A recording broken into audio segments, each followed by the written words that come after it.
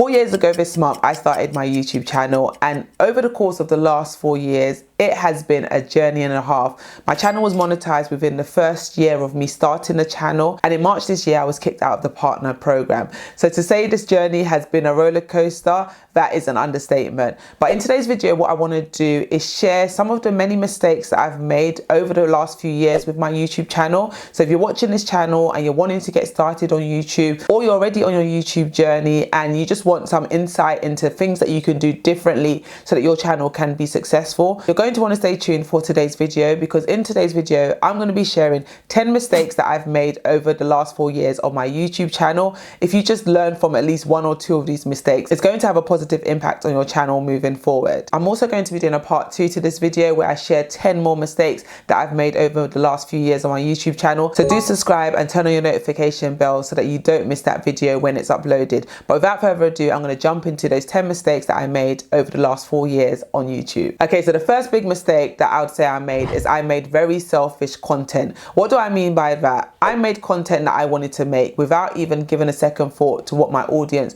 want to see from my channel. So whenever I had an idea for a video that I wanted to make, I would just script it, record it and upload it, and not even give what my viewers want to see a second thought. Yes, there would be times when I'd poll my audience on my YouTube community or maybe even over on Instagram, but ultimately it was just the content I wanted to create that I would create and upload onto my channel. And then if you like it, you enjoy it, and if you don't, you wait for the next video which is more relevant to you to come onto my platform. And that's kind of how I've done it over the last 4 years. That's a big mistake to be making on YouTube, because actually you want to create content that your audience are interested in seeing from you. When you're starting out on YouTube, you don't want your channel to be all about you. You want to think about what the audience and what the viewer are getting from watching that video. And that's definitely something I've learned the hard way. So 4 years in, my channel is not where I want it to be. And a big part of that is because of the content that I create. So moving forward into 2024, I'm going to make less selfish content and content that my audience want from me. Another big mistake that I've made over the last couple of years is not being consistent with my content.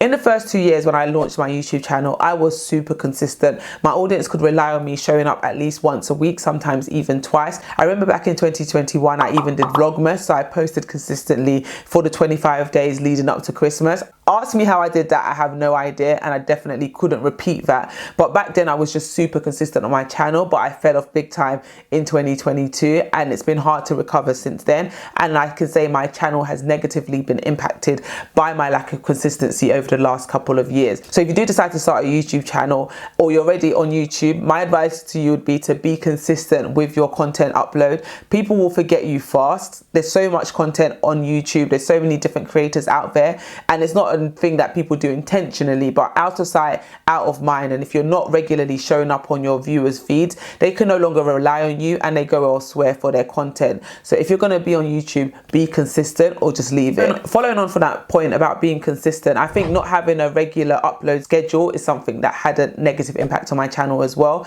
So it's one thing showing up consistently, but what days of the week are you showing up? When people are consuming content, they get used to certain patterns of behavior. So for example, they might be used to watching YouTube as they're on the bus on their way to work, or as they go to bed in the evening. Whatever their schedule is, they kind of build YouTube into that schedule. And if you're not showing up at the times that your audience are used to consuming YouTube content, again, you're missing out on opportunities for them to view your content, and as a result, it's going to negatively impact your channel growth. And that's something I've experienced for sure, and it's even things I've been messaged about or seen comments about underneath my videos where people are like, oh, Tolly, you haven't uploaded, or when is the next video coming? If people are asking you that question, that means that your upload schedule is unreliable, and it is going to have a negative impact on your channel growth and the relationship that you build with your audience. Another big mistake that I made with my YouTube channel in the early days is being too diversified when it came to my content. Again, going back to the first point, I was creating content that I wanted to create, and that meant that my content was very diversified, so it didn't speak to a particular person. It spoke to anybody and everybody, and that had a negative effect on my channel because YouTube didn't know where to place me. When people were searching for palettes, my videos were coming up because my palette sofa video went really viral. But that wasn't what I wanted to be known for. That is not what my channel was mainly about. I was actually at the time making content about budgeting and frugal living, and then that palette video just took off, and it meant that I was getting a lot of new viewers and subscribers to my channel that were expecting more DIY furniture type videos, but those were not the videos that I was creating on my channel, which had a negative impact on my channel growth. So what was happening is someone will come to my channel and subscribe, let's say, to one of my budgeting videos, and then the next thing that they will keep seeing on their homepage is my palette video. Because that palette video was performing so well, YouTube were pushing it out to anybody that came to my channel. But of course, a lot of the people that were coming to my channel weren't interested in palette videos, and vice versa. People that came for budgeting videos were not interested in palette videos. But what that meant is every time YouTube would recommend my video, they were recommending a video that that person didn't want to watch, and after a while they're going to stop recommending my videos because people are not clicking on those videos, and hence it has a negative impact on my channel's growth. So that's a mistake I made in the early days. That palette video was on my channel for many years, and they kept on pushing it out because it was performing so well. But because I was not making no more videos like that, it meant that my channel became stagnant. I took a decision a few months ago to remove those palette videos and all the DIY videos from my channel and start a second channel, What the Flip, which I'll link in the description box below so that you can subscribe to that channel if you're interested in more DIY type content. Over there is where I'll continue to explore DIY content in 2024. But in terms of this channel in 2024, it's very much going to be based around personal finance, budgeting, side hustling, and how to make your money work better for you. And that's the kind of content I'll be making moving forward. So that's a mistake I made when it came to my YouTube channel, for sure. So in short, the big mistake I made here was being too diversified with my content and not speaking to a particular type of audience. Because when you're speaking to everybody, you end up speaking to nobody. And that's essentially what happened to my channel over the last few years. Another big mistake I made with my YouTube channel, I would say, is not being clear on who my audience is and who I'm making content for. That's not a question that I've actually really sat down and asked myself. Yes, I know I make content around personal finances,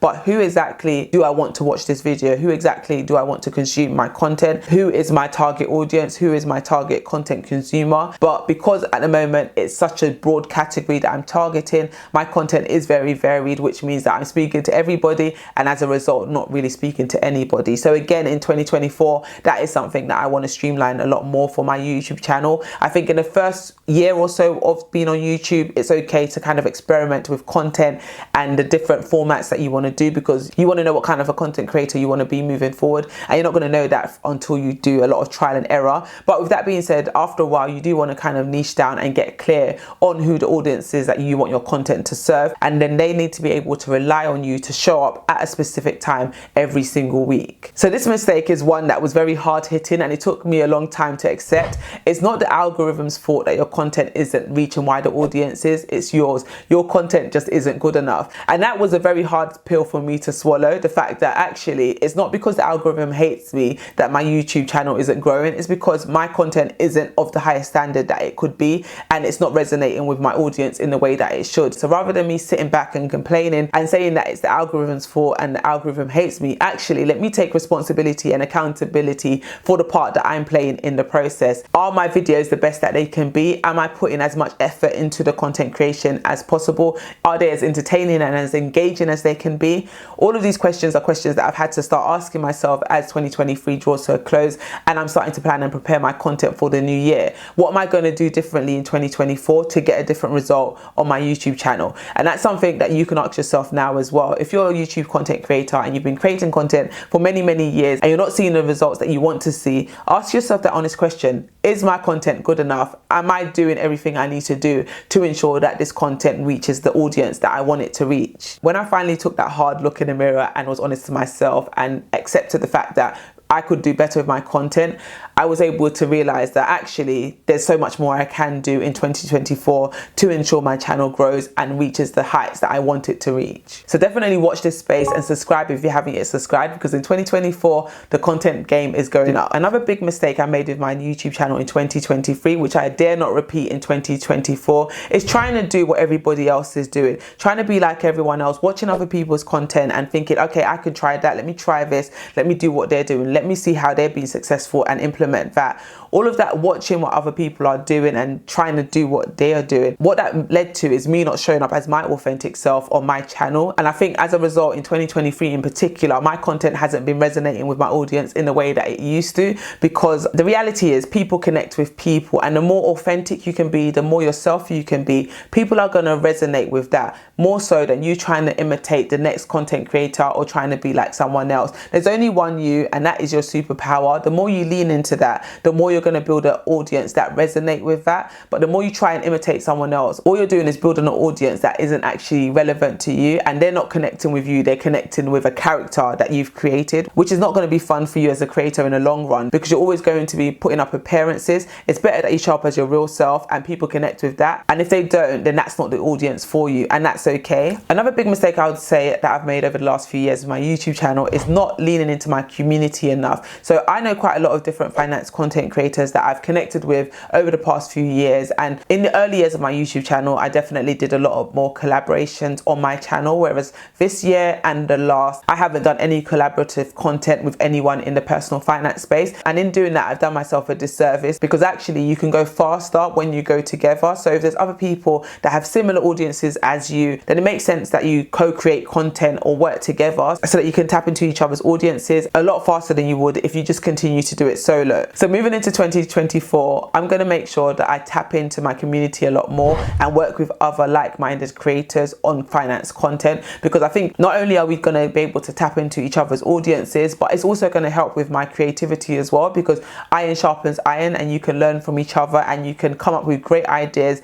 together more so than you might be able to do on your own. Another big mistake that I'd say I made in 2023 particularly, and I'd say over the last couple of years to be honest, is I haven't been very experimental when it comes to my content. I've kind of found a rhythm that works for me and ran with it, and not really deviated too far from what I know and what I've always done. And that is a big crime, I would say, when it comes to content creation. The whole point of content creation is to be creative, right? So you're supposed to explore your creativity, try new things that you've never done. So I'm not saying, you know, target 100 different audiences, because we spoke about that earlier in terms of being niched down. But within that niche, you don't need to limit yourself. You can still explore creative outputs. You can say the same thing in 10 different ways. So why not try doing that, as opposed to just sticking to the same regular format and the same regular flow of content?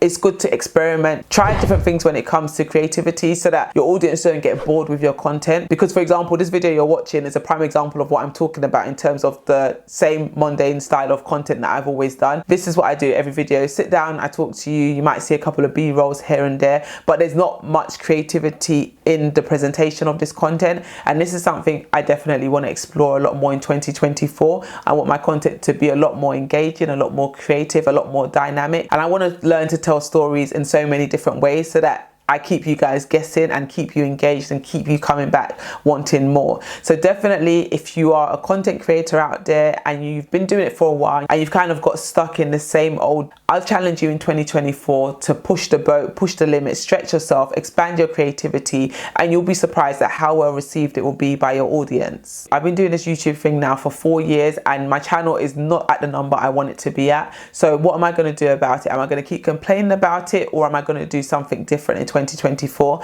I choose to do something different in 2024. Switch it up a little bit. Don't let fear of failure or fear of judgment or criticism or things not going well stop you from experimenting with that content. In 2024, it's time to break that box, step out that box, step out your comfort zone and get really creative with your content. A final big mistake I'd say I've made on my YouTube channel over the last few years is being a follower and not an originator when it comes to my content. So always wanting to follow the latest trends, following the latest hype, doing what other content creators are doing, versus me actually trusting my own intuition, trusting my gut and trusting my own ideas. That's something I'm going to step out of in 2024. No longer am I going to just follow what other people are doing. Instead, I'm going to be a creator and an originator and trust my ideas a lot more. So those are just 10 of the many mistakes that I've made on my YouTube channel over the last 4 years since starting my platform.